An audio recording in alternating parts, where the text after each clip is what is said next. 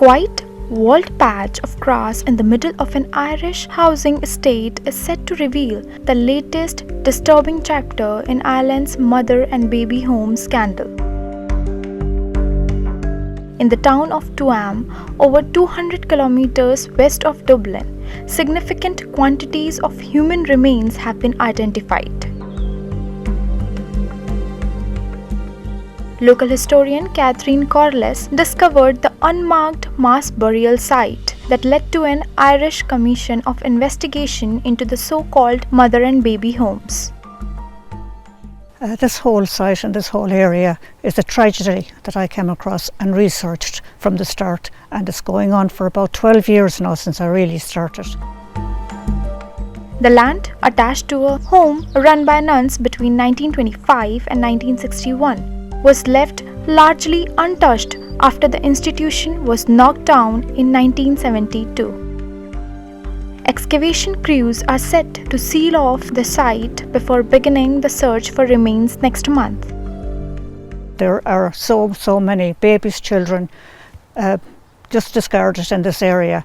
At the beginning of my research, no description of that there was a cemetery here of any or burials of any type, no statue, no cross, absolutely nothing. And at the end of my research, I was 796 death certs is what I got. Children who died here in this home, mother and baby home.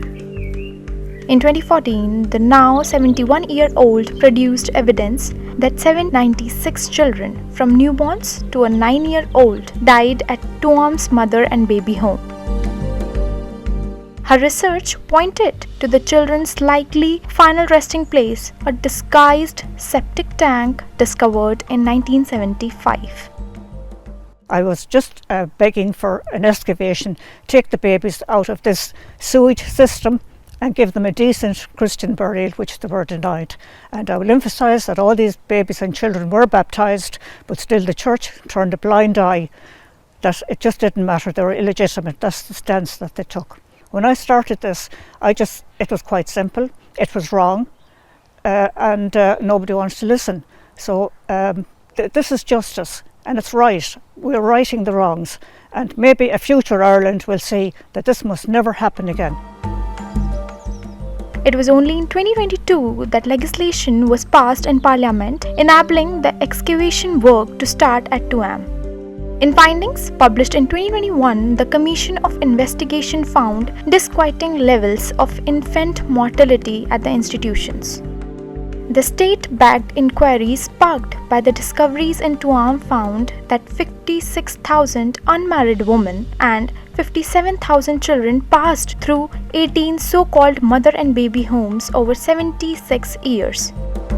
Women pregnant outside of wedlock were soiled in the so-called mother and baby homes by society, the state and the Catholic Church, which has historically held an iron grip on Irish attitudes.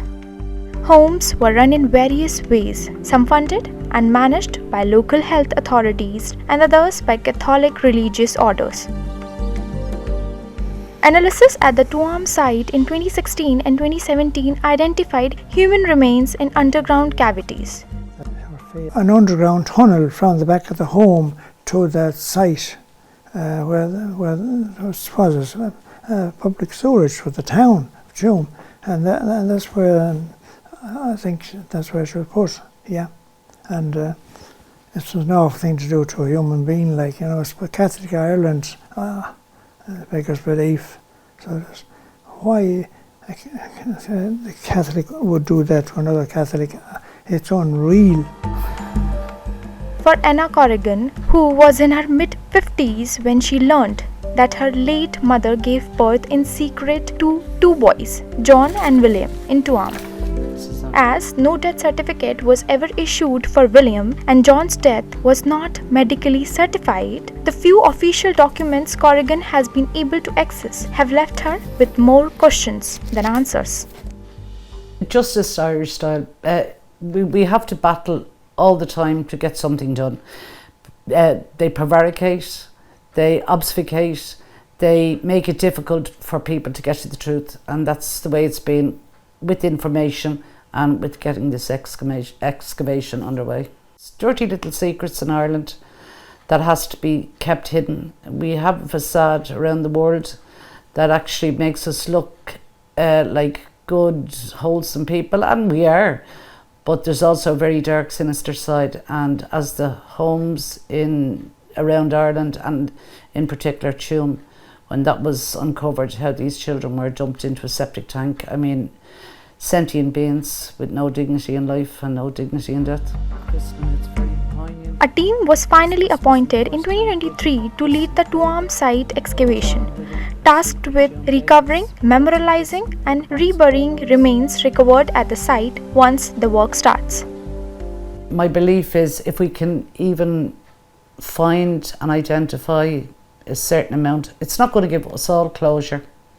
So I'm concerned that at the end of this we may have to start another road. We're already walking around Tuam. I'm on this since 2012, and I mean at the end of this in 2026, 2027, am I going to have to start searching again for my brothers if they don't find them?